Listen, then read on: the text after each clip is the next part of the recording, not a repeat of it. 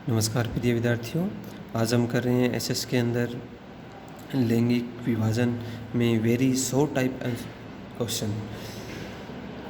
लैंगिक विभाजन का क्या अर्थ है कि लैंगिक विभाजन एक प्रकार के सामाजिक विभाजन का पदक्रम है जो प्रत्येक स्थान पर देखा जाता है। हमें पता है कि हमारे भारत में भी प्रत्येक स्थान पर आज इसको देखा जाता है, क्योंकि ये एक प्राकृतिक है, इसे बदला नहीं जा सकता। स्त्री और पुरुष क्या है, एक प्राकृतिकरण के तहत वो जन्म लेते हैं, इस कारण इसको बदला नहीं जा सकता। ये जैविक नहीं बल्कि सामाजिक अपेक्षाओं पर आधारित है। आज इनकी सामाजिक अपेक्षाओं ने इसको बनाया है, बल्कि ये तो एक प्राकृतिक है।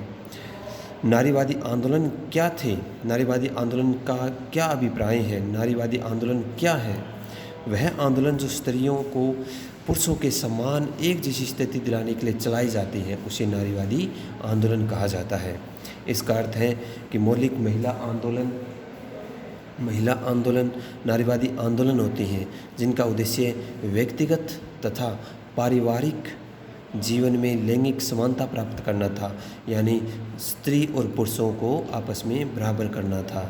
जहाँ पर पुरुषों को अनेकों प्रकार के अधिकार दिए गए हैं, वहीं पर स्त्रियों को वो भी अधिकार है वो समान रूप से मिलने चाहिए। उसे ही नारीवादी आंदोलन या नारीवाद कहा जाता है। उस प्रकार आगे ये कहता है कि हमारे देश में स्त्रियों और पुरुषों में इतना पीछे क्यों है। हमें पता है कि अनेकों प्रकार की जो योग्यताएं हैं, अनेकों प्रकार जो आर्थिकरण है, आर्थिक अवसर हैं, पढ़ाई के अवसर हैं, साक्षरता उनके अंदर है, या फिर हम अनेकों प्रकार से जो बाहर के जो कार्य होते हैं वो सिर्फ पुरुषों को ही ज़्यादा महत्व दिए जाते हैं, स्त्रियों को हमारे भारत में कम महत्व दिया जाता है। वर्तमान स्थिति तो ये बदल चुकी है। वर्तमान स्थिति में आज ना स्त्रियों को प्रत्येक स्थान पर बराबर का स्थान है वो दिया जाता है। पितरात्मक समाज क्या होता है? पितरात्मक समाज वह होता है जो संपूर्णतः पुरुष प्रधान होता है। जैसे भारत में क्या है, एक पुरुष प्रधान समाज है, यानी कि पुरुष को ही परिवार का सबसे बड़ा मुख्य माना जाता है और पुरुष को ही बाहर के अनेकों प्रकार के जितने भी कार्य हैं वो करने दिए जाते हैं और महिलाओं को घर पर रखा जाता है। लेकिन वर्तमान स्थिति थोड़ी अलग हो चुकी है। आज महिलाओं को भी बाहर जाकर अनेकों प्रकार के कार्य है वो करने में महत्वपूर्ण स्थान है वो मिल रहा है। नगरीकरण किसे कहते हैं? जब ग्रामीण लोग गांव से अधिक आर्थिक अवसरों की प्राप्त करने के लिए, रोज़गार प्राप्त करने के लिए, अच्छी शिक्षा प्राप्त करने के लिए और अच्छा ट्रांसपोर्ट परिवहन का साधन प्राप्त करने के लिए वो शहरों की तरफ जाते हैं, तो क्या है, एक शहर का आकार, उसकी जनसंख्या में वृद्धि होनी शुरू हो जाती है। उसे हम क्या कहते हैं? नगरीकरण कहते हैं। इसमें लोग गांव से शहरों की तरफ जनसंख्या के बढ़ने अथवा शहरी क्षेत्रों में अधिक आर्थिक अवसरों यानी कि रोजगार के कारण जाते हैं, और अनेकों ऐसे कारण भी हैं जिससे क्या है उनका प्रवास है वो आज हो रहा है।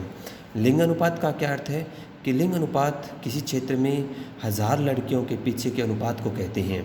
लड़कों के पीछे, इसका अर्थ है कि किसी विशेष क्षेत्र में 1000 लड़कों के पीछे लड़कियों की संख्या कितनी है, उसे लिंग अनुपात कहा जाता है। 2011 की जनगणना के अनुसार 1000 लड़कों के पीछे भारत में क्या था, 940 लड़कियां थी, अर्थात 1000 अनुपात 940।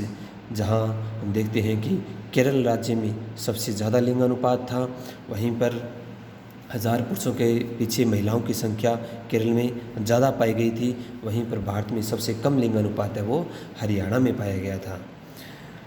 पारिवारिक कानूनों का क्या अर्थ है कि पारिवारिक कानून वह कानून है जो पारिवारिक मसलों और झगड़ों को हल करने के लिए बेन हो, जैसे कि विवाह, तलाक, उत्तराधिकार, गोद लेना। यह कानून अलग अलग धर्मों के लिए अलग अलग है तथा केवल पारिवारिक मुद्दों से संबंधित होते हैं। उसे क्या कहते हैं? पारिवारिक कानून कहा जाता है। सांप्रदायिक राजनीति का क्या अर्थ है कि जब राजनीति में और धर्मों की तुलना में एक धर्म को श्रेष्ठ बता दिया जाता है तो उसे सांप्रदायिक राजनीति कहा जाता है। कि ये सबसे ज़्यादा कहाँ देखने को मिलता है, ये हमें चुनाव के दौरान देखने को मिलता है। चुनाव में नेता क्या करते हैं, किसी संप्रदाय किसी धर्म को लेकर अनेकों प्रकार के वायदे करते हैं, जिससे क्या है सांप्रदायिक झगड़े हैं वो उत्पन्न होने शुरू हो जाते हैं। सांप्रदायिक राजनीति में एक धार्मिक समूह की मांगें दूसरे समूह से बिल्कुल विपरीत होती है, उसे सांप्रदायिक राजनीति कहा जाता है। आगे ये कहता है कि सांप्रदायिकता का क्या अर्थ है। सांप्रदायिकता और कुछ नहीं बल्कि एक विचारधारा है जो जनता में एक धर्म के धार्मिक विचारों को प्राप्त करने का प्रयास होता है। यह धार्मिक विचार और धार्मिक समूह के धार्मिक विचारों से बिल्कुल ही विपरीत होती है। धर्मनिरपेक्ष और धर्मनिरपेक्ष राज्य किसे कहते हैं, जब एक व्यक्ति को किसी एक विशेष धर्म के विश्वास नहीं होता और वह धर्म के बारे में उसके विचार निष्पक्ष होते हैं, उसे धर्मनिरपेक्ष व्यक्ति कहा जाता है।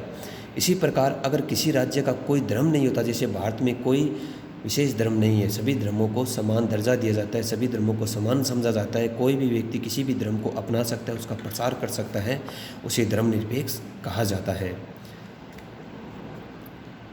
जैसे इसने बताया है कि भारत में कौन कौन से धर्म रहते हैं।